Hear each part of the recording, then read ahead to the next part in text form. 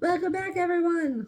Today we are going to be talking about food prepping because it made my life a lot easier before I got injured, but it absolutely helps when you don't want to do anything and you actually have food that's available that's good for you and not just like, hot pockets out of the freezer.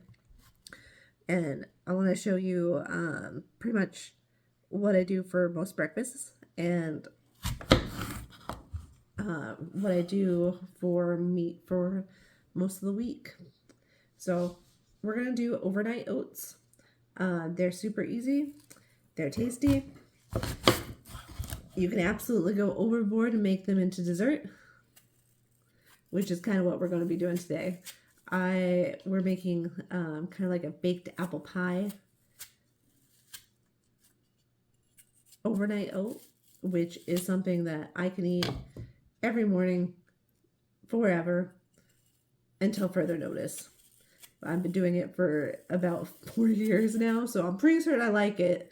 And as long as you like, apple pie, you will enjoy this. I start by coring the apples.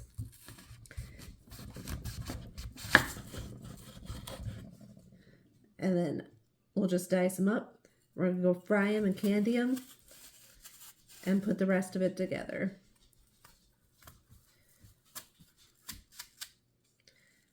And you absolutely can do anything else in your oats. You can put any other fruit in it. You can just skip the fruit, do some spices, or a last ditch effort, you can just put some oats and milk together, whatever milk you want. Put it in the refrigerator overnight, and in the morning you'll at least have something to eat that's not hard. Because when you are first injured and you're just trying to get around, it really is a struggle to feed yourself. At least for me it was. And if you have help and you're not predominantly alone, this is something that you can probably get into a little bit easier and kind of work your way up to not having to do everything yourself. But I've lived alone for a very long time, and I'm going to continue to live alone for probably a long time.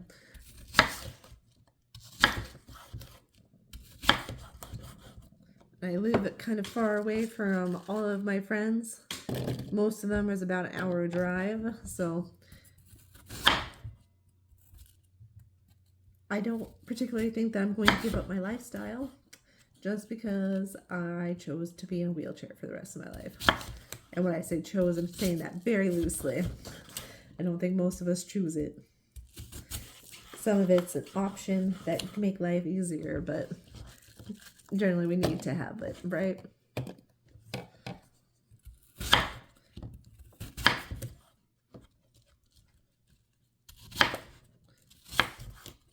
Alright, now that we got our apples done, I like to use Granny Smith. I think that them being sour makes candying them so much better. So, we got the apples, boop. And to them, I'm going to add brown sugar. It's only one apple, so we're going to do about a teaspoon of brown sugar. You can do more, you can do less. You just want to make sure that you have enough to make it slightly sweet. I'm going to do about a quarter teaspoon of clove.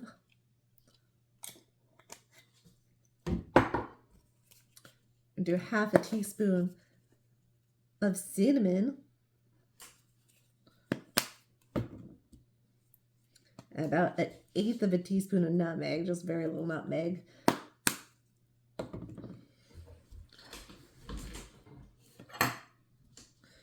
We're gonna mix it up. Maybe lose a spare so you have to eat it.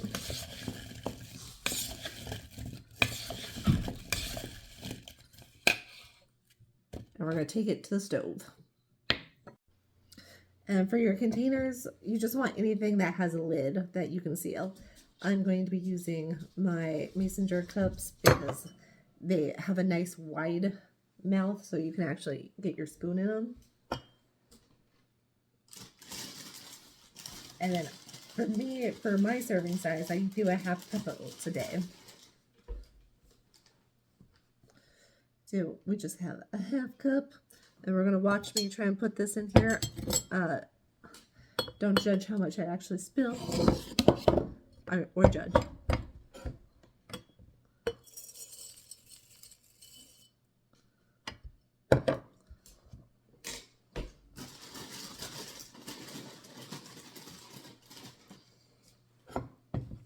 You would think by now I'd have figured out a better way to do this.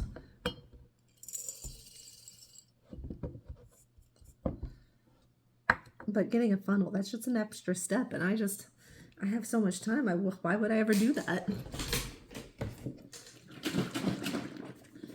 All right, I use oat milk. Any milk will do. You can even put water in it if you're worried about calories, but I particularly am not. I just prefer oat milk.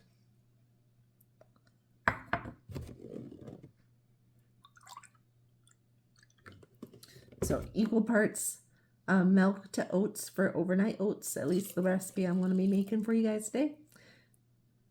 So if you want to do like a cup of oats because you don't think a half cup's going to fill you up. Oh, and I'm so sorry. I just realized that that's in the way. But ta-da!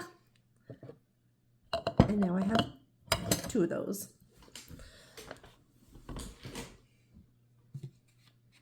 And to that, I'm going to add about half a teaspoon of artificial imitation vanilla, because I'm pretty certain it tastes about the same, but I'm too cheap to find out.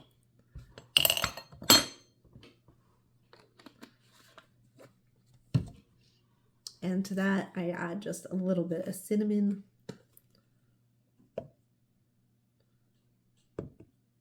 Because the apples definitely have it all in there already. And just a little bit of cloves. A little bit of nutmeg. And then I add peanut butter. I prefer crunchy peanut butter. And you want to add about a tablespoon to them. I like to use a butter knife because I just use it to stir it up.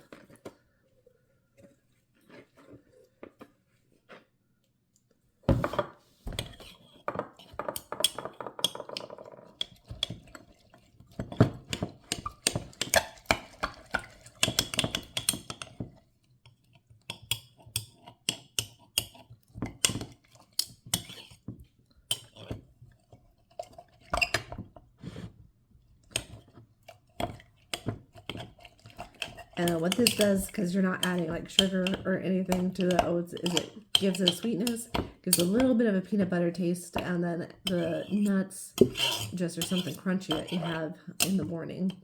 But it also gives you the protein, so you're just not eating carbs and sugar.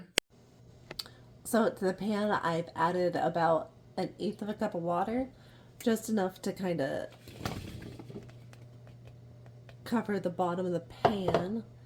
And then you're just going to let these guys stew for a little bit. I put it on about medium-low heat.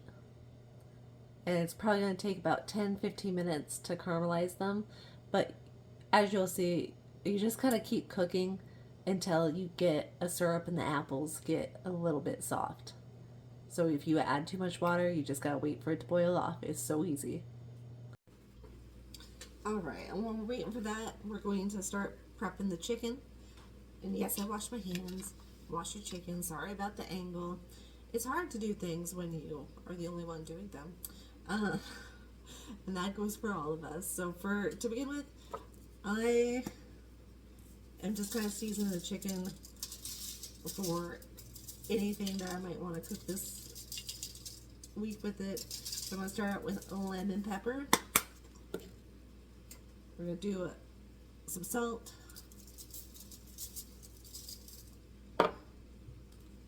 some garlic salt. Powder. We don't need double salt. We are trying to be healthy after all. Some onion powder.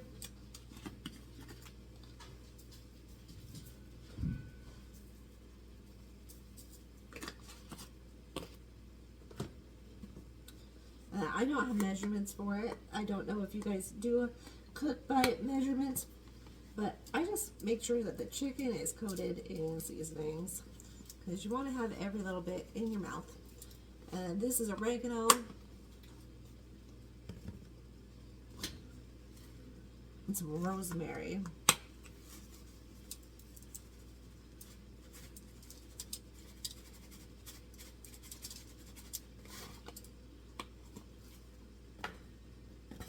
I'm going to flip it and do the whole thing again on the other side.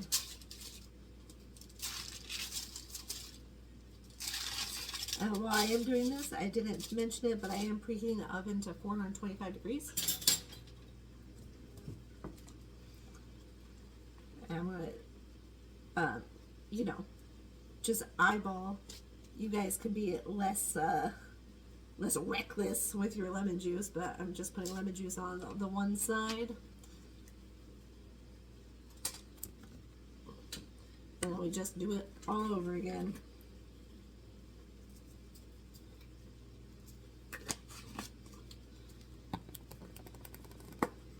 So we did it out of order, but I'm sure that's fine. That was onion powder, lemon pepper,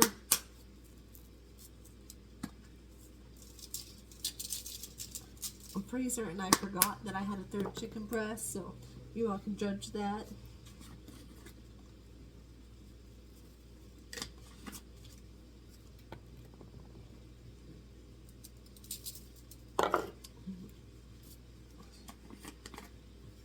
Garlic powder,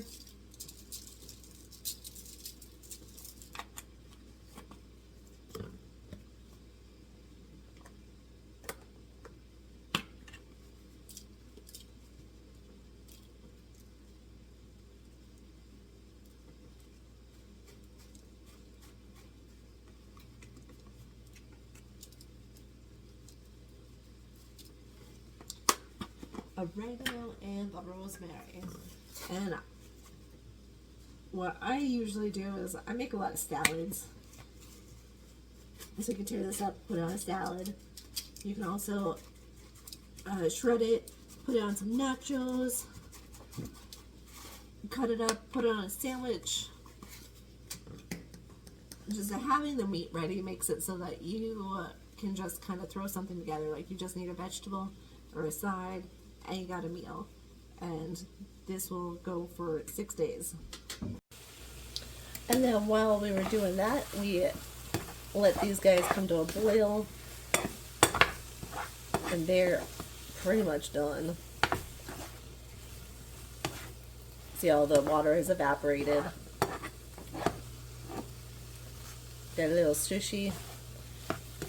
And you know, if you make them all the way soft when they are in the milk for more than 1 or 2 days, then they will just kind of become mush. So I like to have them just a little bit al dente, like pasta.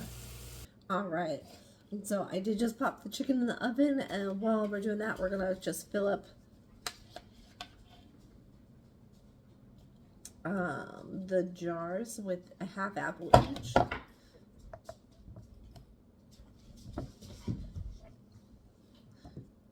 Well, that one's for the dog. And it's one of those moments where just like, when you're not doing it on camera, it's much easier. But like not having abs kind of means you're leaning on things to be able to keep your balance. And it's not as noticeable like when you are just doing day to day, until you start trying to show people how to do things on cameras. Ba-doop.